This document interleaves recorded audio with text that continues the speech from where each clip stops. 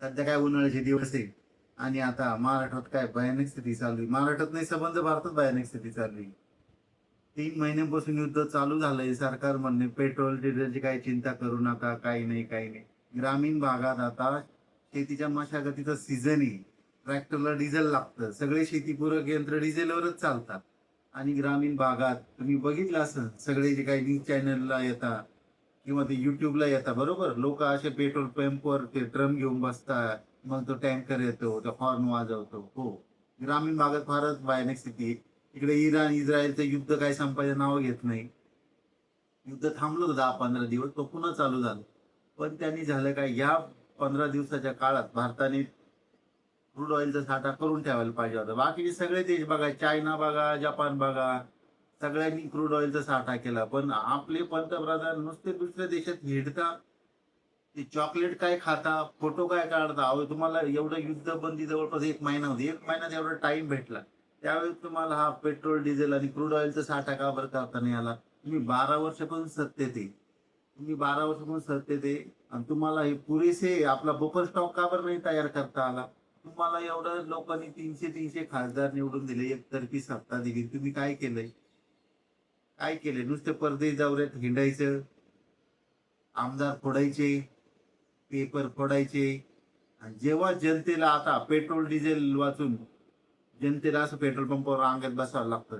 जसं की आपण मागच्या व्हिडिओत पण सांगितलं, तुमचा कमर्शियल आणि घरगुती सिलेंडर पण महागणार आहे. हो, कमर्शियल तर महाग झाला, म्हणजे गृहिणींचं बजेट कोलमडलं.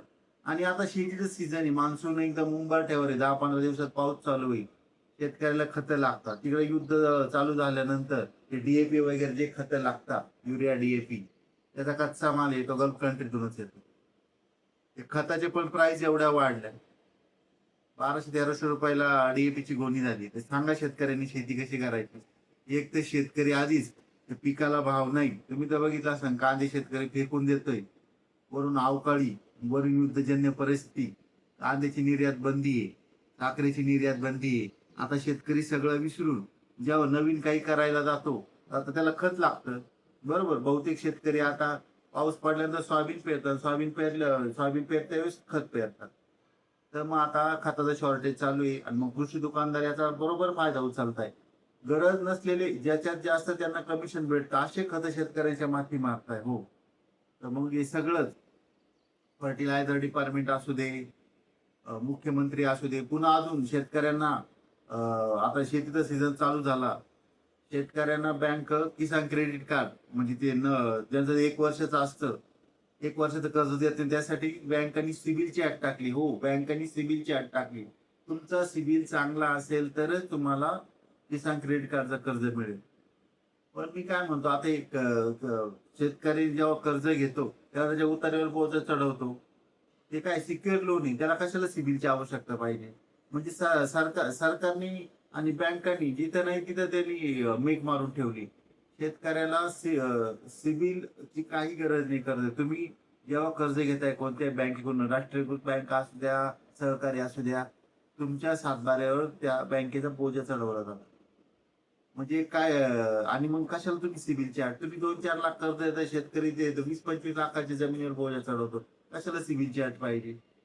तर माझं सगळं मुख्यमंत्र्यांना सांगणं आहे, सगळ्या बँकेच्या लोकांना सांगणं आहे की आता सरकारने कर्जमाफी जाहीर केली आहे. ती कधी होईल माहित नाही, पण तुम्ही या सीझनला शेतकऱ्यांना ते किसान क्रेडिट कार्ड आहे ते द्या. मग शेतकऱ्यांनी सरकारने कर्जमाफी जाहीर केल्यानंतर जी आर निघत, त्यावेळेस तुमचं काय असेल ते शेतकऱ्यांचे थकलेले पैसे त्यात तुम्ही वजा करून घ्या, त्याला एनओसी देऊन टाका.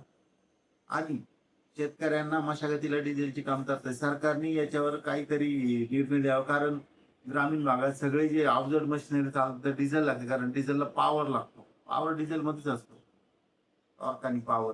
तर सरकारने डिझेलची पर्याप्त व्यवस्था करावी. आणि गृहिणींना पण गॅसचा असू दे किंवा कमर्शियल सिलेंडर असू दे, याची पण पर्याप्त मात्रामध्ये उपलब्धता करावी. आणि तुमचे असेच काही ज्वलंत विषय, गाव टू ग्लोबल आपण सगळे विषय कव्हर करतो, बरोबर.